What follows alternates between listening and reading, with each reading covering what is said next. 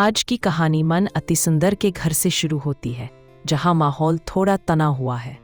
घर वाले राधिया से नाराज हैं और एकता के साथ मिलकर उसे समझाने की कोशिश कर रहे हैं, लेकिन किस्मत ने कुछ और ही सोच रखा था। आज की रामलीला में होने वाली घटनाएं सबकी सोच बदल देने वाली थीं, क्योंकि जो होने वाला था वह सिर्फ एक नाटक नहीं, बल्कि असली जिंदगी की परीक्षा थी। रामलीला की तैयारियों के बीच सब खुश थे कि सब कुछ बढ़िया चलेगा, पर तभी एक दुर्घटना ने सबको हिला दिया। असल में सीता का किरदार पहले आद्या निभाने वाली थी, लेकिन नाटक से ठीक पहले उसका एक्सीडेंट हो गया। वो इतनी घायल हो गई कि चल भी नहीं पा रही थी। तभी राधिया सामने आई। उसने बिना समय गंवाए आद्या को हॉस्पिटल पहुंचाया, उसका इलाज करवाया और खुद मंच पर डटी रही ताकि शो रुक ना जाए। सबने राधिया की हिम्मत और निस्वार्थ भाव देखा और तय किया कि अब सीता वही बनेगी। लेकिन कुछ लोगों को ये बात हजम नहीं हुई, खासकर उर्मिला और प्रिया, जिन्हें पहले सीता के लिए चुना गया था।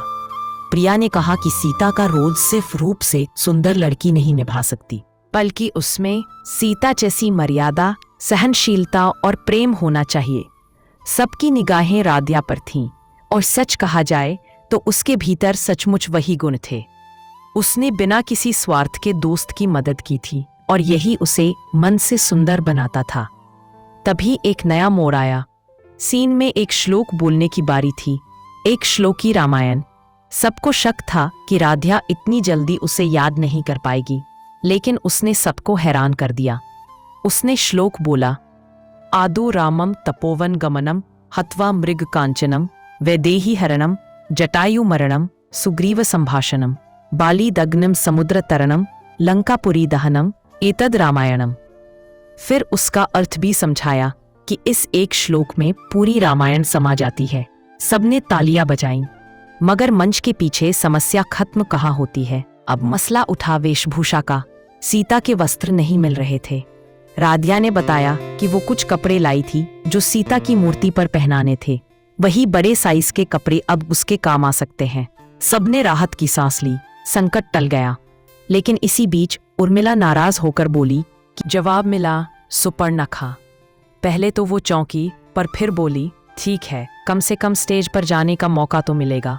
उधर मंच के पीछे कुछ और लोग अपनी साजिश बुन रहे थे। एक विरोधी किरदार, जिसे हम यहाँ सोनाली या रानी कह सकते हैं, ने सोने का कंगन दिखाते हुए कहा, इस कंगन के बदले में राधिया को 2 घंटे के लिए गायब करना होगा। सीता हरण से पहले राधिया हरण हो जानी चाहिए। यानी अब खेल और गहरा हो चुका था। नाटक शुरू हुआ। मंच पर राधिया सीता के रूप में खड़ी थी। उसकी अदायगी ने सबका दिल जीत लिया। लेकिन जैसे जैसे कहानी आगे बढ़ी, माहौल डरावना होता गया। रावण का रोल निभाने वाला अभिनेता इतना असली लग रहा था कि दर्शक भी कुछ देर के लिए डर गए। तभी राधिया की आवाज गूंजी, प्रभु राम बचाइए। सबको लगा वो एक्टिंग कर रही है, पर उसके स्वर में सच्चा भय था। कोई समझ नहीं पाया कि ये नाटक है या सचमुच का संकट। उधर राम बने प्रथम को बेचैनी होने लगी। उसे लग रहा था कि कुछ अनर्थ हो रहा है, और तभी पता चला राधिया मंच से गायब है। हॉल में किसी को समझ नहीं आया कि असल सीता कहाँ गई। किसी ने कहा वो घर चली गई होगी, किसी ने कहा शायद उसे डायलॉग याद नहीं हुए। लेकिन प्रथम बोला, नहीं, राधिया बिना बताए कहीं नहीं जाती, कुछ गड़बड़ है। रामलीला रुकी पड़ी थी। दर्शक शोर मचा रहे थे। आयोजक बार बार कह रहे थे, बस 5 मिनट और, सब ठीक हो जाएगा। पर कुछ देर बाद ये मामला इतना बढ़ गया कि सब सोचने लगे, अगर सीता ही नहीं है तो रामलीला कैसे चलेगी। इसी बीच असली कहानी सामने आने लगी।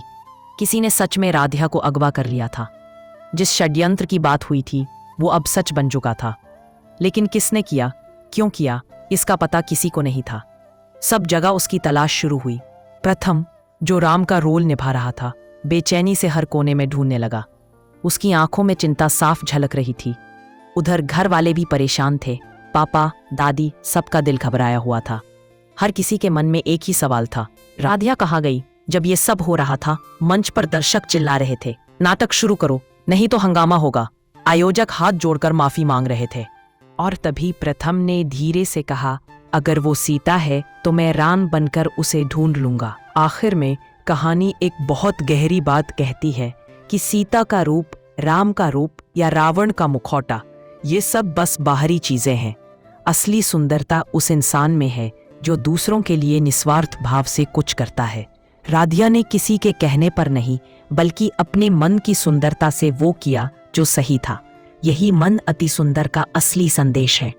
तो दोस्तों, यह थी आज की कहानी, भावनाओं, त्याग और हिम्मत की, जहां नाटक और असल जिंदगी की सीमाएं मिट गईं, जहां एक लड़की ने साबित किया कि सच्ची सुंदरता रूप में नहीं बल्कि दिल में होती है।